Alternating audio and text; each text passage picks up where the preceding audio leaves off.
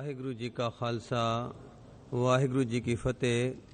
ਗੁਰਬਾਣੀ ਵਿਚਾਰ ਆਤਿਸ਼ ਦੁਨੀਆ ਖੁਨਕ ਨਾਮ ਖੁਦਾਇਆ ਭਾਗ ਦੂਜਾ। ਗੁਰਬਾਣੀ ਅਨੁਸਾਰ ਜੀਵ ਲਈ ਦੋ ਅੱਡ-ਅੱਡ ਮੁਤਜ਼ਾਦ ਚੁਣੌਤੀਆਂ ਹਨ, ਆਤਿਸ਼ ਦੁਨੀਆ ਅਤੇ ਖੁਨਕ ਨਾਮ ਖੁਦਾਇਆ।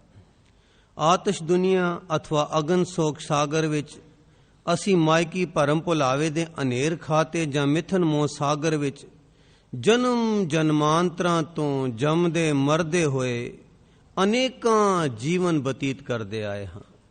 ਇਸ ਆਤਿਸ਼ ਦੁਨੀਆ ਵਿੱਚ ਜਨਮ ਜਨਮਾਂਤਰਾਂ ਤੋਂ ਜੰਮਦੇ ਮਰਦੇ ਹੋਏ ਅਨੇਕਾਂ ਜੀਵਨ ਬਤੀਤ ਕਰਦੇ ਆਏ ਹਾਂ।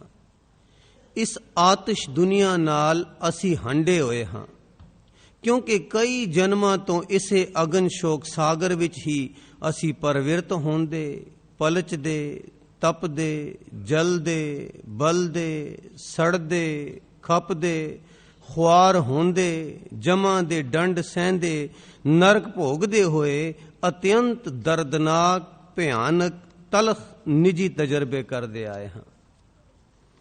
ਪਰ ਇਸ ਦੇ ਅੰਤਰੀਵ ਗੁੱਝੇ ਭੇਦ ਜਾਂ ਅਸਲੀਅਤ ਤੋਂ ਬਿਲਕੁਲ ਅਣਜਾਣ, ਬੇਖਬਰ, ਬੇਪਰਵਾਹ, ਅਵੇਸਲੇ ਤੇ ਮਚਲੇ ਬਣੇ ਹੋਏ ਹਾਂ। ਹੈਰਾਨੀ ਦੀ ਗੱਲ ਤਾਂ ਇਹ ਹੈ ਕਿ ਇਸ ਆਤਿਸ਼ ਦੁਨੀਆ ਵਿੱਚ ਸੜਦੇ ਬਲਦੇ, ਹੈਬੂ ਕਰਦੇ, ਹਾਲ ਦੁਆਈ ਮਚਾਉਂਦੇ, ਰੋਂਦੇ ਪਿੱਟਦੇ, ਤੋਬਾ ਤੋਬਾ ਕਰਦੇ, ਤਰਾ ਤਰਾ ਕਰਦੇ ਹੋਏ ਵੀ ਇਸ ਗੁੱਝੀ ਅੱਗ ਦੇ ਕਾਰਨ ਜਾਂ ਭੇਦ ਨੂੰ ਸਮਝਣ, ਜਾਣਨ, ਬੁੱਝਣ, ਵਿਚਾਰਨ, ਖੋਜਣ ਜਾਂ ਨਿਰਣਾ ਕਰਨ ਦਾ ਕਦੇ ਖਿਆਲ ਹੀ ਨਹੀਂ ਆਇਆ ਅਤੇ ਨਾ ਹੀ ਲੋੜ ਪਾਸਦੀ ਹੈ। ਭਾਵੇਂ ਅਨੇਕਾਂ ਗੁਰੂਆਂ, ਅਵਤਾਰਾਂ, ਭਗਤਾਂ ਨੇ ਇਸ ਆਤਿਸ਼ ਦੁਨੀਆ ਦੀ ਬਾਬਤ ਸਾਨੂੰ ਸਮਝਾਉਣ ਲਈ, ਇਹਨਾਂ ਤੋਂ ਤਾੜਨਾ ਕਰਨ ਲਈ ਤੇ ਇਸ ਤੋਂ ਬਚਣ ਲਈ ਸਰਲ ਗਿਆਨ ਰਾਹੀਂ ਸੌਖੇ ਉਪਦੇਸ਼ ਬਖਸ਼ੇ ਹਨ। ਮਨ ਮੂਰਖ ਅਜਹੂ ਨਹਿ ਸਮਝਤ, ਸਿੱਖ ਦੇ ਹਾਰਿਓ ਨੀਤ। ਵੇਦ ਬਖਿਆਨ ਕਰਤ ਸਾਧੂ ਜਨ, ਭਾਗਹੀਣ ਸਮਝਤ ਨਹੀਂ ਖਲ। ਪਰ ਆਪਣੀ ਰੋਜ਼ਾਨਾ ਜੀਵਨ ਰੋੜ ਵਿੱਚ ਪਰਚ ਕੇ ਅਸੀਂ ਇਤਨੇ ਗਲਤਾਨ ਹੋਏ ਹਾਂ ਕਿ ਇਸ ਦੇ ਖਤਰਨਾਕ ਅਤੇ ਦੁਖਦਾਈ ਨਤੀਜਿਆਂ ਤੋਂ ਮਚਲੇ, ਢੀਠ, ਮਟਰੋੜ, ਅਵੇਸਲੇ, ਬੇਪਰਵਾਹ ਹੋ ਕੇ ਕਿਜ ਨਾ ਬੁੱਝੈ, ਕਿਜ ਨਾ ਸੁਝੈ ਦੁਨੀਆ ਗੁੱਜੀ ਪਾਏ ਵਾਲਾ ਜੀਵਨ ਬਤੀਤ ਕਰ ਰਹੇ ਹਾਂ।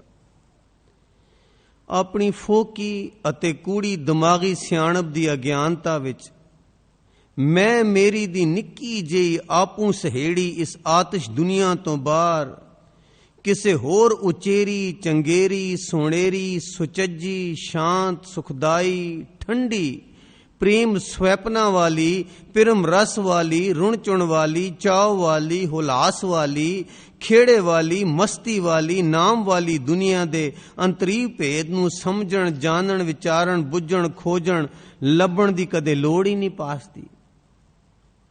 ਅਤੇ ਨਾ ਹੀ ਖੁਨਕ ਨਾਮ ਖੁਦਾਇਆ, ਠਾਂਡਾ ਹਰ ਨਾਮ, ਸੀਤਲ ਥੀਵੈ ਨਾਨਕਾ, ਜਪੰਦੜੋ ਹਰ ਨਾਮ ਦੀ ਸੱਚਾਈ ਦਾ ਸਾਨੂੰ ਨਿਸ਼ਚਾ ਹੀ ਆਉਂਦਾ ਹੈ। ਗੁਰਬਾਣੀ ਦੀ ਪੰਕਤੀ ਆਤਿਸ਼ ਦੁਨੀਆ ਖੁਨਕ ਨਾਮ ਖੁਦਾਇਆ ਨੂੰ ਪੜ੍ਹਦੇ, ਸੁਣਦੇ, ਗਾਉਂਦੇ ਅਤੇ ਓਪਰਾ ਜਿਹਾ ਗਿਆਨ ਘੋੜਦੇ ਹੋਏ ਸਿਰ ਹਿਲਾ ਕੇ ਆਪਣੇ ਮਨ ਨੂੰ ਝੂਠੀ ਜੀ ਤਸੱਲੀ ਦੇ ਛੱਡਦੇ ਹਾਂ ਅਤੇ ਸਰੋਤਿਆਂ ਨੂੰ ਓਪਰੇ ਦਿਮਾਗੀ ਗਿਆਨ ਦੁਆਰਾ ਕਥਾ ਵਾਰਤਾ ਸੁਣਾਉਂਦੇ ਫਿਰਦੇ ਹਾਂ, ਜਦ ਕਿ ਅਸੀਂ ਖੁਦ ਇਸੇ ਆਤਿਸ਼ ਦੁਨੀਆ, ਜਗਤ ਜਲੰਦਾ, ਅਗਨ ਕੁੰਟ ਤੇ ਮਿਥਨ ਮੋਹ ਅਗਨ ਸ਼ੋਕ ਸਾਗਰ ਵਿੱਚ ਪਲਚ ਪਲਚ ਕੇ ਸੜ ਬਲ ਰਹੇ ਹਾਂ। ਪੜ ਪੰਡਤ ਅਵਰਾ ਸਮਝਾਏ, ਘਰ ਜਲਤੇ ਕੀ ਖਬਰ ਨਾ ਪਾਏ।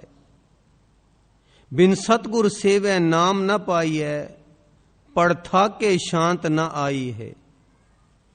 ਤ੍ਰਿਪਤ ਨਾ ਆਵੀ ਵੇਦ ਮਥ, ਅਗਨੀ ਅੰਦਰ ਤਪਤ ਤਪਾਇਆ। ਜੇਕਰ ਇੱਕ ਪਾਸੇ ਅੱਗ ਦੇ ਭਾਂਬੜ ਮਚਾ ਦਈਏ ਤੇ ਦੂਜੇ ਪਾਸੇ ਬਰਫ਼ ਜਮਾ ਕਰ ਦਈਏ, ਜਿਉਂ-ਜਿਉਂ ਅੱਗ ਦੇ ਨੇੜੇ ਜਾਵਾਂਗੇ ਤਿਉਂ-ਤਿਉਂ ਸੇਕ ਵੱਧਦਾ ਜਾਵੇਗਾ ਤੇ ਠੰਡ ਘਟਦੀ ਜਾਵੇਗੀ। ਇਸ ਦੇ ਉਲਟ ਜੇ ਅੱਗ ਵੱਲ ਪਿੱਠ ਕਰਕੇ ਬਰਫ਼ ਵੱਲ ਮੁੜਾਂਗੇ ਤਾਂ ਠੰਡ ਵੱਧਦੀ ਜਾਵੇਗੀ ਅਤੇ ਸੇਕ ਘਟਦਾ ਜਾਵੇਗਾ।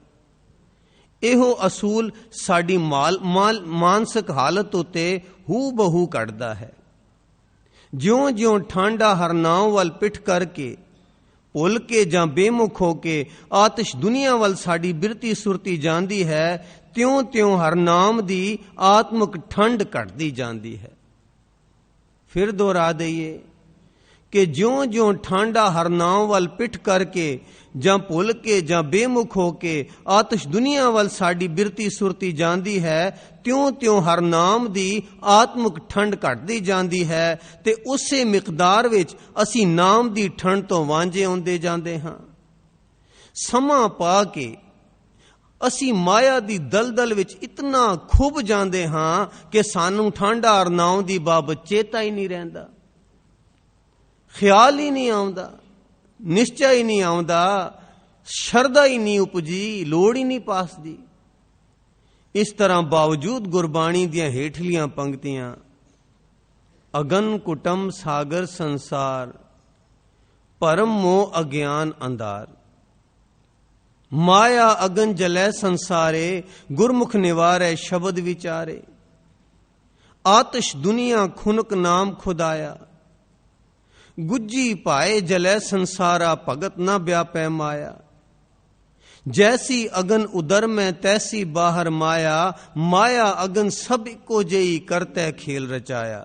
ਸੋ ਇਹੋ ਜਿਹੀਆਂ ਪੰਕਤੀਆਂ ਨੂੰ ਸਾਰੀ ਉਮਰ ਪੜ੍ਹਦੇ ਪੜ੍ਹਾਉਂਦੇ, ਸੁਣਦੇ ਸੁਣਾਉਂਦੇ, ਸਮਝਦੇ ਸਮਝਾਉਂਦੇ, ਕਥਾ ਵਾਰਤਾ ਕਰਦੇ, ਫੋਕੇ ਗਿਆਨ ਘੋੜਦੇ ਤੇ ਗਾਉਂਦੇ ਹੋਏ ਵੀ ਇਸ ਅਗਨ ਸ਼ੋਕ ਸਾਗਰ ਤੋਂ ਬਚਣ ਜਾਂ ਨਿਕਲਣ ਦਾ ਕਦੇ ਖਿਆਲ ਹੀ ਨਹੀਂ ਆਉਂਦਾ, ਬਲਕਿ ਆਪਣੀ ਕੂੜੀ ਸਿਆਣਪ ਨਾਲ ਇਸ ਗੁੱਝੇ ਅਗਨ ਕੁੰਟ ਵਿੱਚ ਹੋਰ ਡੂੰਘੇ ਨਿਗਰਦੇ ਜਾਂਦੇ ਹਾਂ।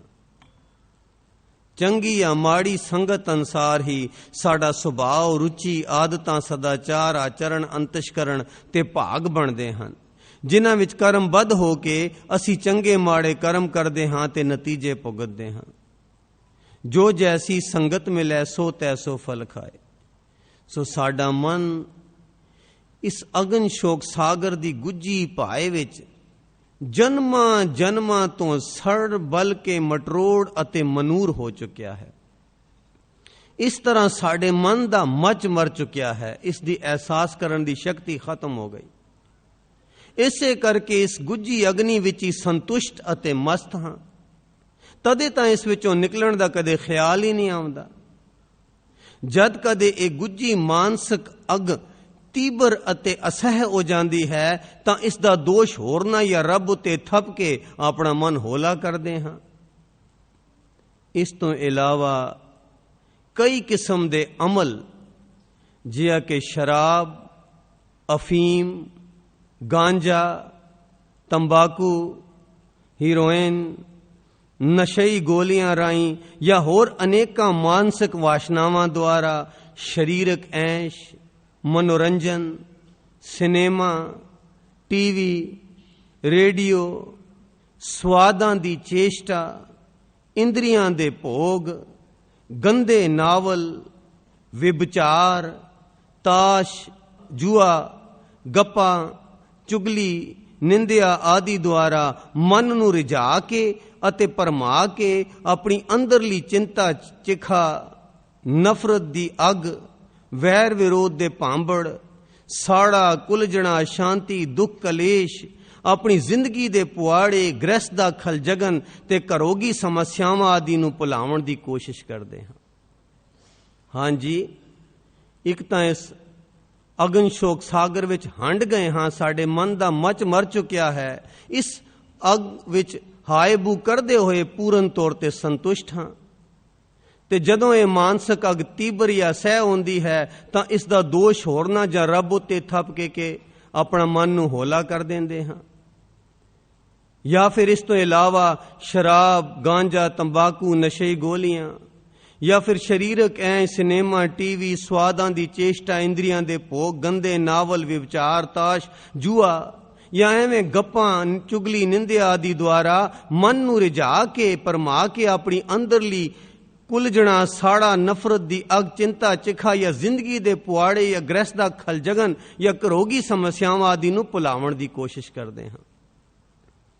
ਪਰ ਇਹ ਸਾਰੇ ਮਨੋਰੰਜਨ ਮਨ ਦੀ ਬਿਰਤੀ ਨੂੰ ਮਾਨਸਿਕ ਸਮੱਸਿਆਵਾਂ ਤੋਂ ਮੋੜ ਕੇ ਜਾਂ ਟਾਲ ਕੇ ਦੂਜੇ ਪਾਸੇ ਲਾਵਣ ਜਾਂ ਭੁਲਾਵਣ ਦਾ ਆਰਜ਼ੀ ਉਪਾਅ ਹੈ। ਹਾਂਜੀ, ਸਮੱਸਿਆਵਾਂ ਤਾਂ ਉਸੇ ਤਰ੍ਹਾਂ ਬਰਕਰਾਰ ਰਹਿੰਦੀਆਂ ਹਨ।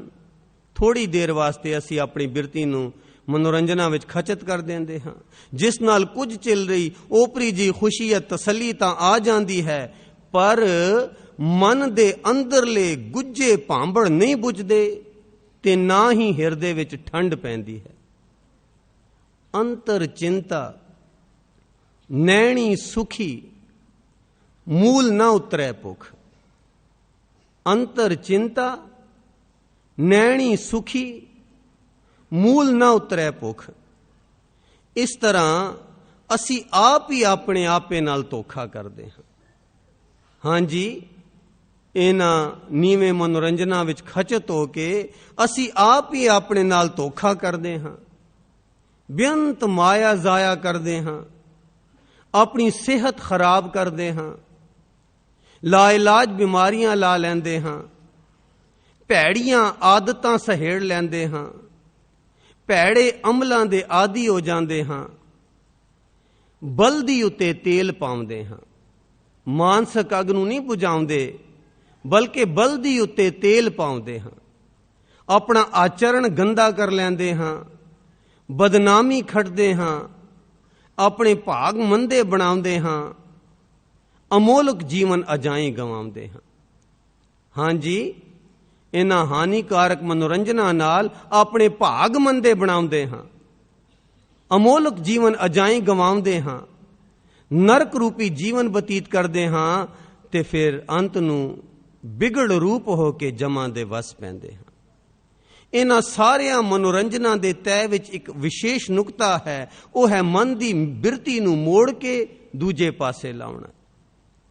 ਉੱਪਰ ਦੱਸੇ ਮਨੋਰੰਜਨ ਦੇ ਸਾਰੇ ਉਪਾਅ ਫਿਰ ਦੁਹਰਾ ਦਈਏ। ਸ਼ਰਾਬ, ਅਫੀਮ, ਗਾਂਜਾ, ਤੰਬਾਕੂ, ਹੀਰੋਇਨ, ਨਸ਼ਈ ਗੋਲੀਆਂ, ਸਰੀਰਕ ਐਸ਼, ਮਨੋਰੰਜਨ, ਸਿਨੇਮਾ, ਟੀਵੀ, ਰੇਡੀਓ, ਸਵਾਦਾਂ ਦੀ ਚੇਸ਼ਟਾ, ਇੰਦਰੀਆਂ ਦੇ ਭੋਗ, ਗੰਦੇ ਨਾਵਲ, ਵਿਵਚਾਰ, ਤਾਸ਼, ਜੂਆ, ਗੱਪਾਂ, ਚੁਗਲੀ, ਨਿੰਦਿਆ ਇਤਿਆਦਿਕ, ਇਹ ਸਾਰੇ ਉਪਾਅ ਆਰਜ਼ੀ, ਕੂੜੇ, ਗਲਤ, ਹਾਨੀਕਾਰਕ, ਦੁਖਦਾਈ, ਭਿਆਨਕ ਨਤੀਜਿਆਂ ਵਾਲੇ ਆਪਣੇ ਆਪੇ ਨਾਲ ਧੋਖਾ ਹਨ, ਕਿਉਂਕਿ ਇਹ ਸਾਰੇ ਉਪਾਅ ਮਨ ਦੀ ਅਸਲੀ ਮਰਜ਼ ਯਾਨੀ ਮਾਨਸਿਕ ਗੁੱਝੀ ਅਗਨੀ ਨੂੰ ਘਟਾਉਣ ਜਾਂ ਬੁਝਾਉਣ ਦੀ ਬਜਾਏ ਮਨ ਦੇ ਗੁੱਝੇ ਮਾਨਸਿਕ ਭਾਂਬੜ ਨੂੰ ਤੇਲ ਪਾ ਕੇ ਹੋਰ ਭਾਂਬੜ ਮਚਾਉਂਦੇ ਹਨ। ਮਰਜ਼ बढ़ती गई ज्यों ज्यों दवा की। ਇਸ ਹਾਲਤ ਦੀ ਬਾਬਤ ਭਾਈ ਗੁਰਦਾਸ ਜੀ ਨੇ ਆਪਣੀਆਂ ਵਾਰਾਂ ਵਿੱਚ ਇਉਂ ਦਰਸਾਇਆ ਹੈ। ਆਸਾ ਮਨਸਾ ਮੋਹਣੀ ਤਾਮ ਤਿਸ਼ਨਾ ਸ਼ਾਂਤ ਨਾ ਆਵੇ, ਬਲਦੀ ਅੰਦਰ ਤੇਲ ਪਾਏ ਕਿਉਂ ਮਨ ਮੂਰਖ ਅੱਗ ਬੁਝਾਵੇ। ਚਿਤਵਣੀਆਂ ਲਖ ਰਾਤ ਦੇ ਤਰਾਸ ਨਾ ਤ੍ਰਿਸ਼ਨਾ ਅਗਨ ਬੁਝਾਏ, ਸੋਇਨਾ ਰੂਪਾ ਅਗਲਾ ਮਾਣਕ ਮੋਤੀ ਅੰਗ ਅੰਡਾਏ।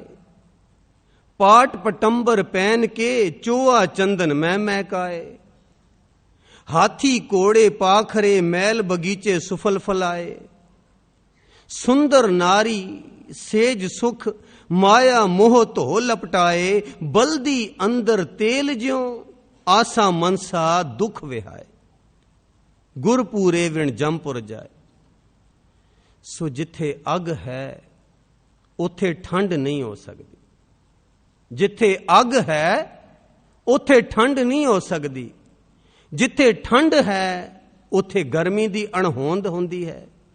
अग दे भांबड़ विचों ठंड लभणी ये हासोहीणी मूर्खता है।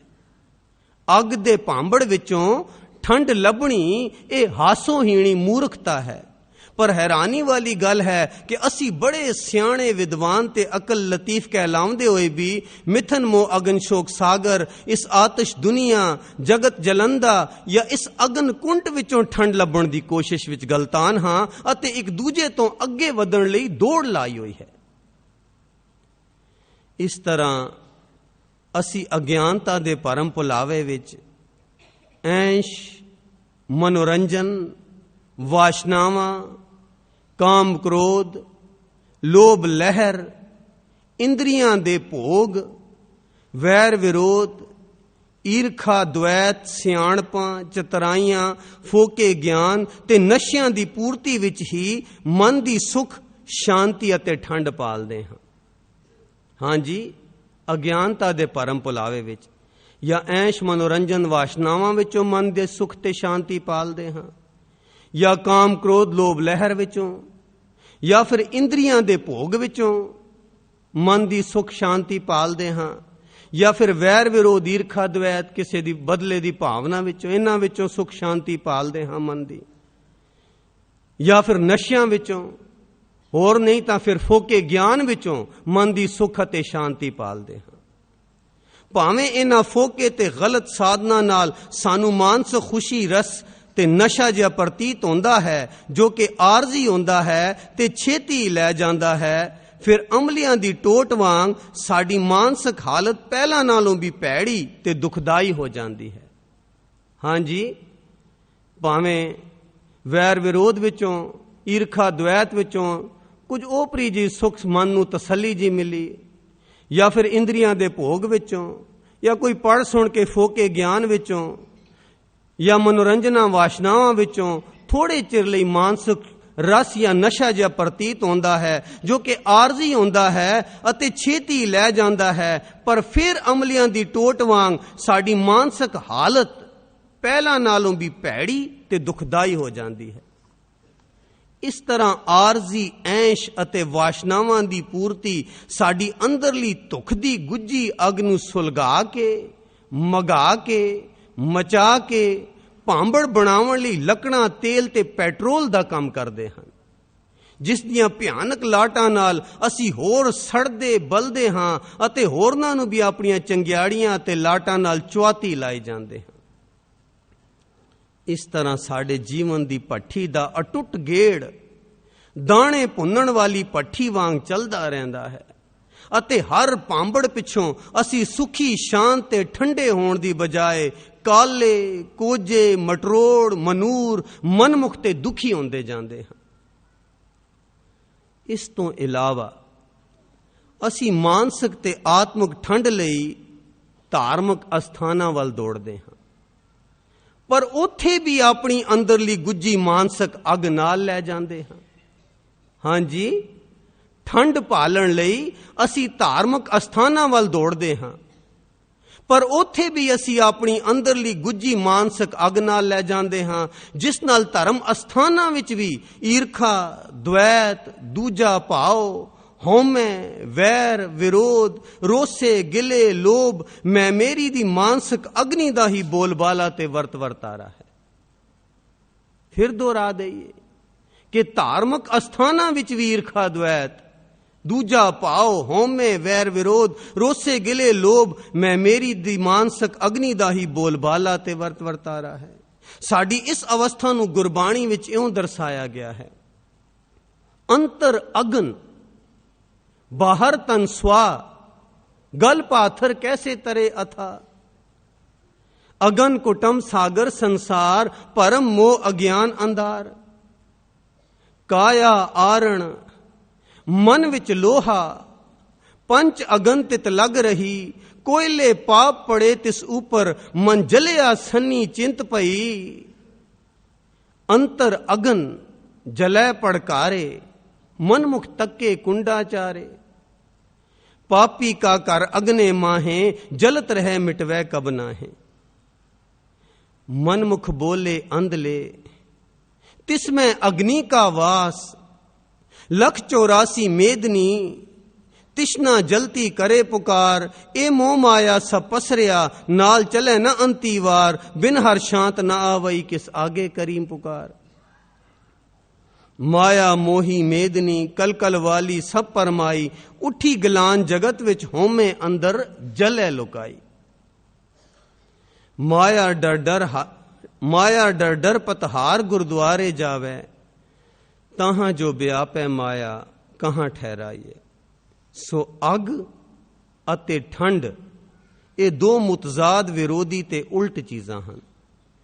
ਤ੍ਰੈਗੁਣੀ ਮਾਇਕੀ ਮੰਡਲ ਵਿੱਚ ਮਾਨਸਿਕ ਅੱਗ ਦੇ ਭਾਂਬੜ ਮਚ ਰਹੇ ਹਨ। ਤਦੇ ਇਸ ਨੂੰ ਆਤਸ਼ ਦੁਨੀਆ, ਅਗਨ ਕੁੰਟ, ਜਗਤ ਜਲੰਦਾ ਤੇ ਅਗਨ ਸ਼ੋਕ ਸਾਗਰ ਕਿਹਾ ਗਿਆ ਹੈ। ਜੀਵਨ ਦੇ ਹਰ ਖੇਤਰ, ਦਿਲ, ਚਿੱਤ, ਦਿਮਾਗ, ਜਿਸਮ, ਸਿਆਣਪ, ਗਿਆਨ, ਗਰੀਬੀ, ਅਮੀਰੀ, ਐਸ਼, ਪਿਆਰ, ਜਪ, ਤਪ, ਪਾਠ, ਪੂਜਾ, ਹੱਠ, ਜੋਗ, ਸੇਵਾ, ਕਰਮ, ਧਰਮ, ਹਾਸੇ, ਰੋਣੇ, ਰੀਝਾਂ, ਰੋਸੇ, ਗਿਲੇ, ਦਾਨ, ਪੁੰਨ, ਦੀਨ ਦੁਨੀ ਵਿੱਚ ਅਸੀਂ ਆਪਣੇ ਆਪ ਇਸ ਮਾਨਸਿਕ ਗੁੱਜੀ ਅੱਗ ਦੇ ਭਾਂਬੜ ਮਚਾਏ ਹੋਏ ਹਾਂ। ਗੁਣਾ ਔਗਣਾ ਵਿੱਚ ਤਾਂ ਇਹ ਅੱਗ ਦੇ ਭਾਂਬੜ ਹਨ ਹੀ, ਪਰ ਅਸੀਂ ਆਪਣੇ ਪਿਆਰ, ਜਪ, ਤਪ, ਪਾਠ, ਪੂਜਾ, ਸੇਵਾ, ਕਰਮ, ਧਰਮ, ਆਪਣੇ ਹਾਸੇ, ਰੋਣੇ, ਇਹਨਾਂ ਵਿੱਚ ਵੀ ਮਾਨਸਿਕ ਗੁੱਜੀ ਅੱਗ ਦੇ ਭਾਂਬੜ ਮਚਾਏ ਹੋਏ ਹਨ। ਇਸ ਗੁੱਜੀ ਮਾਨਸਿਕ ਅੱਗ ਤੋਂ ਘਬਰਾ ਕੇ ਅਤੇ ਤੰਗ ਆ ਕੇ ਲੋਕਾਈ ਕਿਸੇ ਠੰਡ ਦੀ ਭਾਲ ਵਿੱਚ ਹੈ ਅਤੇ ਨੱਠ ਭੱਜ ਕਰਦੀ ਹੈ, ਘਾਲਣਾ ਘਾਲਦੀ ਹੈ, ਵਿਦਿਆ ਪੜ੍ਹਦੀ ਹੈ, ਵਿਗਿਆਨਕ ਖੋਜ ਕਰਦੀ ਹੈ, ਗਿਆਨ ਕੋਟਦੀ ਹੈ, ਫਿਲਾਸਫੀਆਂ ਘੋਖਦੀ ਹੈ, ਧਰਮ ਕਰਮ ਕਰਦੀ ਹੈ, ਜਾਦੂ ਟੂਣੇ ਕਰਦੀ ਹੈ, ਦੇਵੀ ਦੇਵਤਿਆਂ ਨੂੰ ਮਨਾਉਂਦੀ ਹੈ, ਪਾਠ ਪੂਜਾ ਕਰਦੀ ਹੈ, ਰੱਬ ਨਾਲ ਸੌਦੇਬਾਜ਼ੀ ਕਰਦੀ ਹੈ, ਭੇਟਾ ਚਾੜਦੀ ਹੈ, ਧਰਮ ਦਾ ਆਸਰਾ ਲੈਂਦੀ ਹੈ, ਜ਼ਫਰ ਜਾਲਦੀ ਹੈ, ਤਰਾ ਤਰਾ ਕਰਦੀ ਹੈ, ਪਰ ਫਿਰ ਵੀ ਕਿਤੋਂ ਠੰਡ ਨਹੀਂ ਲੱਭਦੀ। ਕਿਉਂ? ਕਿਉਂਕਿ ਸੁਰਤੀਆਂ ਬਿਰਤੀਆਂ ਬਾਰਮੁਖੀ ਖਿੰਡੀਆਂ ਹੋਈਆਂ ਹਨ ਤੇ ਖਿੰਡੀਆਂ ਬਿਰਤੀਆਂ ਨੂੰ ਹੀ ਮਾਇਕੀ ਸੇਕ ਲੱਗਦਾ ਹੈ। ਇਤਨੀ ਕਾਲਣਾ ਕਰਦੇ ਹਾਂ, ਇਤਨੇ ਧਰਮ ਕਰਮ, ਇਤਨੇ ਪਾਠ ਪੂਜਾ, ਇਤਨੀ ਵਿਦਿਆ, ਇਤਨੀਆਂ ਫਿਲਾਸਫੀਆਂ ਘੋਖਦੇ ਹਾਂ, ਕੀ ਕੁਝ ਕਰਦੇ, ਇਤਨੇ ਜਫਰ ਜਾਲਣ ਦੇ ਬਾਵਜੂਦ ਵੀ ਕਿਤੋਂ ਠੰਡ ਨਹੀਂ ਲੱਭਦੀ। ਕਿਉਂ? ਕਿਉਂਕਿ ਸੁਰਤੀਆਂ ਬਿਰਤੀਆਂ ਬਾਰਮੁਖੀ ਖਿੰਡੀਆਂ ਹੋਈਆਂ ਹਨ। ਖਿੰਡੀਆਂ ਬਿਰਤੀਆਂ ਨੂੰ ਹੀ ਮਾਇਕੀ ਸੇਕ ਲੱਗਦਾ ਹੈ। ਮਨ ਥਿਰ ਨਹੀਂ ਹੈ, ਚਿੱਤ ਵਿੱਚ ਸ਼ਾਂਤੀ ਨਹੀਂ ਹੈ। ਧਰਮਾਂ ਨੂੰ ਤਵੱਸਬ ਦੀ ਅੱਗ ਲੱਗੀ ਹੋਈ ਹੈ। ਧਰਮਾਂ ਨੂੰ ਤਵੱਸਬ ਦੀ ਅੱਗ ਲੱਗੀ ਹੋਈ ਹੈ। ਵਿਦਿਅਕ ਅਸਥਾਨਾਂ ਵਿੱਚ ਖੁਦਗਰਜ਼ੀ ਹੈ। ਸਭਾ ਸੁਸਾਇਟੀਆਂ ਵਿੱਚ ਈਰਖਾ ਦਵੈਤ ਦੀ ਅੱਗ ਹੈ। ਦਫ਼ਤਰਾਂ ਵਿੱਚ ਲੋਭ ਲਹਿਰ ਚੱਲ ਰਹੀ ਹੈ। UNO ਵਿੱਚ ਵਰਗੀਆਂ ਵਿਸ਼ਵ ਸੰਸਥਾਵਾਂ ਵਿੱਚ ਵੀ ਖਿੱਚੋਤਾਣ ਹੈ। ਇਸ ਤਰ੍ਹਾਂ ਹਰ ਪਾਸੇ ਜੀਵਨ ਦੇ ਹਰ ਖੇਤਰ ਵਿੱਚ ਇਸ ਗੁੱਜੀ ਅੱਗ ਦੇ ਭਾਂਬੜ ਮਚ ਰਹੇ ਹਨ ਤੇ ਲੋਕਾਈ ਮਿਥਨ ਮੋਹ ਅਗਨ ਸ਼ੋਕ ਸਾਗਰ ਵਿੱਚ ਗੁੱਜੀ ਪਾਏ ਸੜ ਬਲ ਰਹੀ ਹੈ ਤੇ ਪੁਕਾਰ ਰਹੀ ਹੈ, ਹਾਏ ਠੰਡ ਕਿੱਥੇ। ਗੁਰੂ ਬਾਬੇ ਨੇ ਇਸ ਗੁੱਜੇ ਵਿਸ਼ਵ ਹਿਰਦੇ ਦੀ ਪੁਕਾਰ ਦਾ ਜਵਾਬ ਗੁਰਬਾਣੀ ਦੁਆਰਾ ਇਉਂ ਦਿੱਤਾ ਹੈ, ਆਤਿਸ਼ ਦੁਨੀਆ ਖੁਨਕ ਨਾਮ ਖੁਦਾਇਆ, ਕਲ ਤਾਤੀ ਠਾਂਡਾ ਹਰ ਨਾਮ। ਇਸ ਗੁੱਜੇ ਭਾਂਬੜ ਤੋਂ ਬਚਣ ਲਈ ਤੇ ਖਲਕਤ ਦੇ ਤਰਲਿਆਂ ਨੂੰ ਦੇਖ ਕੇ ਗੁਰੂ ਬਾਬੇ ਨੇ ਗੁਰਬਾਣੀ ਦੁਆਰਾ ਖਲਕਤ ਨੂੰ ਇਉਂ ਦਿਲਾਸਾ ਦਿੱਤਾ ਤੇ ਆਤਮਿਕ ਜੀਵਨ ਦੀ ਸੇਧ ਬਖਸ਼ੀ। ਮਨ ਮੇਰੇ ਗਹੋ ਹਰ ਨਾਮ ਕਾ ਓਲਾ, ਤੁਝੇ ਨਾ ਲਾਗੇ ਤਾਤਾ ਚੋਲਾ। शीतल शांत सुख हर शरणी, जलती अगन निवारे। तपत न कत है बुझे, बिन स्वामी शरणाराम। ए जग जलता देख के, भज पे हर शरणाई राम। ए जग जलता देख के, भज पे हर शरणाई राम। अगन सागर बूढ़त संसारा, नानक बाहां पकड़ सतगुर निस्तारा। महा तपत ते भई शांत, पर सत पाप नाठे। अंधकूप में गलत थे काडे दे हाथे। ताती वाव न लगई पार ब्रह्म शरणाई, चौगिर्द हमारे रामकार दुख लगे न पाई। गुर के चरण हृदय उर तारे, अगन सागर ते उतरे पारे। जद निक्के बच्चे नूं सट वजदी है या कुत्ते बिल्ले पैंदे हन तां ਉਹ ਮੰਮੀ ਮੰਮੀ ਪੁਕਾਰਦਾ ਹੈ ਤੇ ਜਾਂ ਭੱਜ ਕੇ ਮਾਂ ਕੋਲ ਜਾਂਦਾ ਹੈ, ਕਿਉਂਕਿ ਉਸ ਨੂੰ ਪੱਕਾ ਨਿਸ਼ਚਾ ਹੁੰਦਾ ਹੈ ਕਿ ਉਸ ਦੀ ਮਾਂ ਉਸ ਨੂੰ ਆਫਤ ਤੋਂ ਜ਼ਰੂਰ ਬਚਾ ਲਵੇਗੀ ਅਤੇ ਮਾਂ ਦੀ ਗੋਦ ਵਿੱਚ ਹੀ ਉਸ ਦਾ ਬਚਾਓ ਹੈ, ਜਿੱਥੇ ਕੋਈ ਦੁੱਖ ਕਲੇਸ਼ ਅਥਵਾ ਆਫਤ ਨਹੀਂ ਪਹੁੰਚ ਸਕਦੀ। ਪਾਇਓ ਬਾਲ ਬੁੱਧ ਸੁਖਰੇ। ਇਸ ਪੂਰਨ ਨਿਸ਼ਚੇ ਜਾਂ ਸ਼ਰਧਾ ਭਾਵਨੀ ਨਾਲ ਸਤਿਗੁਰੂ ਨੂੰ ਪੁਕਾਰਨਾ ਜਾਂ ਸਿਮਰਨ ਕਰਨਾ ਹੀ ਸਤਿਗੁਰ ਦੀ ਚਰਨ ਸ਼ਰਨ ਜਾਣਾ ਹੈ ਜਾਂ ਭਜ ਪਏ ਹਰ ਸ਼ਰਣਾਈ ਹੈ। ਹਾਂਜੀ, ਆਤਿਸ਼ ਦੁਨੀਆ ਤੋਂ ਬਚਣ ਦਾ ਇਲਾਜ ਇਹ ਜਗ ਜਲਤਾ ਦੇਖ ਕੇ ਭਜ ਪਏ ਹਰ ਸ਼ਰਣਾਈ ਰਾਮ। ਪਰ ਭਜ ਪਏ ਹਰ ਸ਼ਰਣਾਈ ਕੀ ਹੈ?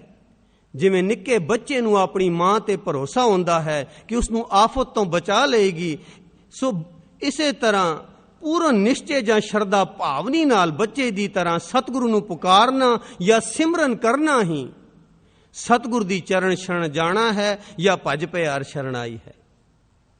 ਪਰ ਨਿੱਕੇ ਬੱਚੇ ਦੀ ਦੁਨਿਆਵੀ ਮਾਂ ਦੀ ਓਟ ਲਈ ਸ਼ਰਧਾ ਭਾਵਨੀ ਇਹ ਤਾਂ ਕੁਦਰਤੀ ਭੋਲੇ ਪਾਈ ਹੀ ਹੈ, ਸਿੱਖੀ ਸਿਖਾਈ ਨਹੀਂ। ਪਰ ਸਾਡੇ ਮਨਾਂ ਵਿੱਚ ਉਹ ਜਿਹੀ ਬੱਚੇ ਵਰਗੀ ਭੋਲੇ ਪਾਏ ਸ਼ਰਧਾ ਭਾਵਨੀ ਨਹੀਂ ਰਹੀ। ਇਸ ਦਾ ਕਾਰਨ ਇਹ ਹੈ ਕਿ ਅਸੀਂ ਬੜੇ ਸਿਆਣੇ ਤੇ ਹੁਜਤੀ ਹੋ ਗਏ ਹਾਂ, ਇਸੇ ਲਈ ਤਾਂ ਸਾਡੀਆਂ ਅਰਦਾਸਾਂ ਦੇ ਨਤੀਜੇ ਵੀ ਨਹੀਂ ਨਿਕਲਦੇ। ਫਿਰ ਦੁਹਰਾ ਦਈਏ ਕਿ ਨਿੱਕੇ ਬੱਚੇ ਦੀ ਆਪਣੀ ਮਾਂ ਲਈ ਓਟ ਜਾਂ ਸ਼ਰਧਾ ਭਾਵਨੀ ਇਹ ਕੁਦਰਤੀ ਭੋਲੇ ਪਾਈ ਹੈ, ਸਿੱਖੀ ਸਿਖਾਈ ਨਹੀਂ।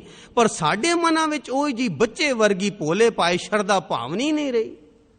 ਇਸ ਦਾ ਕਾਰਨ ਇਹ ਹੈ ਕਿ ਅਸੀਂ ਬੜੇ ਸਿਆਣੇ ਅਤੇ ਹੁਜਤੀ ਹੋ ਗਏ ਹਾਂ, ਇਸੇ ਲਈ ਤਾਂ ਸਾਡੀਆਂ ਅਰਦਾਸਾਂ ਦੇ ਨਤੀਜੇ ਵੀ ਨਹੀਂ ਨਿਕਲਦੇ। ਸੋ ਬੱਚਾ ਤਾਂ ਸਰੀਰਕ ਮਾਂ ਦੀ ਗੋਦ ਵਿੱਚ ਭੱਜ ਕੇ ਜਾਂਦਾ ਹੈ, ਪਰ ਗੁਰਬਾਣੀ ਵਿੱਚ ਜੋ ਭਜ ਪਏ ਹਰ ਸ਼ਰਣਾਈ ਲਿਖਿਆ ਹੈ, ਇਸ ਵਿੱਚ ਕੁਝ ਅੰਤਰ ਅਤੇ ਭੇਦ ਹੈ ਜਿਸ ਨੂੰ ਚੰਗੀ ਤਰ੍ਹਾਂ ਸਮਝਣ ਤੇ ਬੁੱਝਣ ਦੀ ਲੋੜ ਹੈ। ਜੀਵ ਦੀ ਹੋਂਦ ਦੇ 4 ਅੱਡ-ਅੱਡ ਦਾਇਰੇ ਹਨ। ਇੱਕ ਹੈ ਸਰੀਰਕ, ਇੱਕ ਮਾਨਸਿਕ, ਇੱਕ ਭਾਵਕ ਤੇ ਇੱਕ ਆਤਮਕ। ਇਹ 4 ਦਾਇਰੇ ਹਨ ਇਨਸਾਨ ਦੇ। ਇਹ ਗੁੱਜੀ ਅੰਦਰਲੀ ਅਗਨੀ ਸਾਡੇ ਮਾਨਸਿਕ ਅਤੇ ਭਾਵਕ ਦਾਇਰੇ ਤਾਈਂ ਸੀਮਤ ਹੈ ਤੇ ਇਸ ਅੱਗ ਦੇ ਭਾਏ ਜਾਂ ਸੇਕ ਦਾ ਅਸਰ ਸਾਡੇ ਸਰੀਰ ਉੱਤੇ ਵੀ ਪੈਂਦਾ ਹੈ। ਇਹ ਤਿੰਨੇ ਦਾਇਰੇ ਜਾਂ ਤਬਕੇ ਸਿਰਫ ਤ੍ਰੈਗੁਣੀ ਮਾਇਕੀ ਮੰਡਲ ਵਿੱਚ ਹੀ ਪਰਮ ਭੁਲਾਵੇ ਦੀ ਪ੍ਰਕਿਰਤੀ ਅਤੇ ਪ੍ਰਵਿਰਤੀ ਹੈ, ਜਿਸ ਵਿੱਚੋਂ ਇਹ ਮਾਨਸਿਕ ਅਗਨੀ ਦੀ ਉਪਾਧੀ ਉਪਜਦੀ ਹੈ। ਸਾਡੀ ਆਤਮਾ ਇਹ ਤ੍ਰੈਗੁਣੀ ਮਾਇਕੀ ਮੰਡਲ ਦੇ ਅਸਰ ਤੋਂ ਨਿਰਲੇਪ, ਨਿਰਵਾਣ ਅਤੇ ਨਿਰਾਲਮ ਹੈ। ਇਸ ਲਈ ਸਾਡੀ ਆਤਮਾ ਇਸ ਮਾਨਸਿਕ ਅਗਨੀ ਦੀ ਪਹੁੰਚ ਤੋਂ ਪਰੇ ਹੈ। ਹਾਂਜੀ, ਇਹ ਜਿਹੜੇ 4 ਦਾਇਰੇ ਹਨ ਸਰੀਰ ਦੇ, ਇਸ ਵਿੱਚੋਂ ਮਾਨਸਿਕ ਅਗਨੀ ਜਿਹੜੀ ਹੈ ਇਹ ਸਿਰਫ ਮਾਨਸਿਕ ਅਤੇ ਭਾਵਕ ਦਾਇਰੇ ਤਾਈਂ ਸੀਮਤ ਹੈ। ਪਰ ਇਸ ਅੱਗ ਦੇ ਭਾਅ ਦਾ ਸੇਕ ਜਾਂ ਅਸਰ ਸਾਡੇ ਸਰੀਰ ਉੱਤੇ ਵੀ ਪੈਂਦਾ ਹੈ। ਸੋ ਇਹ ਤਿੰਨੇ ਦਾਇਰੇ ਸਰੀਰਕ, ਮਾਨਸਿਕ ਤੇ ਭਾਵਕ ਇਹ ਤ੍ਰੈਗੁਣੀ ਮਾਇਕੀ ਮੰਡਲ ਦੀ ਪ੍ਰਵਿਰਤੀ ਹੈ ਤੇ ਇਹ ਅੱਗ ਦੀ ਲਪੇਟ ਵਿੱਚ ਹਨ ਤਿੰਨੇ ਦਾਇਰੇ।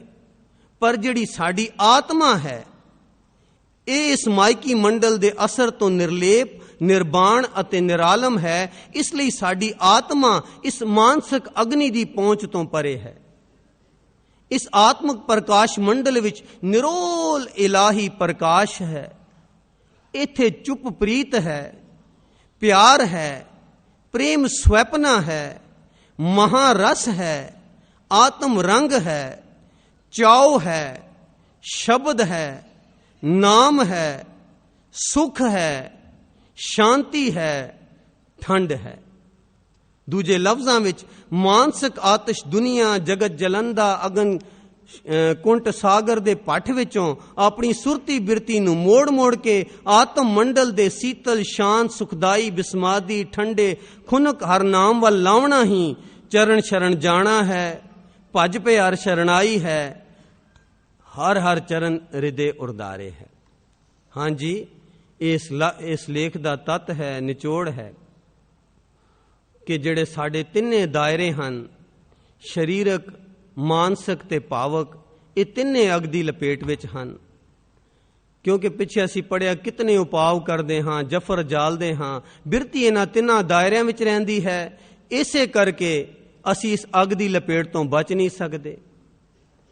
ਪਰ ਸਾਡੀ ਆਤਮਾ ਇਸ ਮਾਨਸਿਕ ਅਗਨੀ ਦੀ ਪਹੁੰਚ ਤੋਂ ਪਰੇ ਹੈ। ਉੱਥੇ ਠੰਡ ਹੈ, ਸ਼ਾਂਤੀ ਹੈ, ਨਾਮ ਹੈ, ਚਾਉ ਹੈ, ਸ਼ਬਦ ਹੈ। ਸੋ ਆਪਣੀ ਸੁਰਤੀ ਬਿਰਤੀ ਨੂੰ ਇਹਨਾਂ ਤਿੰਨਾਂ ਦਾਇਰਿਆਂ ਵਿੱਚੋਂ, ਸਰੀਰਕ, ਮਾਨਸਿਕ ਤੇ ਭਾਵਕ ਵਿੱਚੋਂ ਕੱਢ ਕੇ, ਯਾਨੀ ਮਾਇਕੀ ਮੰਡਲ ਵਿੱਚੋਂ ਕੱਢ ਕੇ ਆਤਮਿਕ ਮੰਡਲ ਵੱਲ ਲਾਉਣਾ ਹੀ ਚਰਨ ਸ਼ਰਨ ਜਾਣਾ ਹੈ।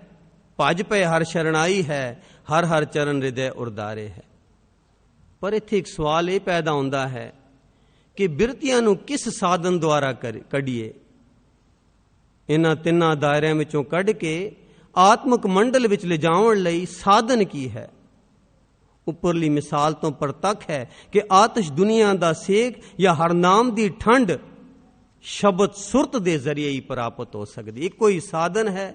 ਸ਼ਬਦ ਸੁਰ ਦੀ ਕਮਾਈ ਦੁਆਰਾ ਆਪਣੀ ਬਿਰਤੀਆਂ ਨੂੰ ਮਾਇਕੀ ਮੰਡਲ ਵਿੱਚੋਂ ਜਾਂ ਇਹਨਾਂ ਤਿੰਨਾਂ ਦਾਇਰਿਆਂ ਵਿੱਚੋਂ ਕੱਢ ਕੇ ਆਤਮ ਮੰਡਲ ਵੱਲ ਲਾ ਸਕਦੇ ਹਾਂ। ਆਤਿਸ਼ ਦੁਨੀਆ ਖੁਨਕ ਨਾਮ ਖੁਦਾਇਆ। ਗੁਰਬਾਣੀ ਵਿਚਾਰ ਲੇਖ ਨੰਬਰ 39 ਭਾਗ ਦੂਜਾ।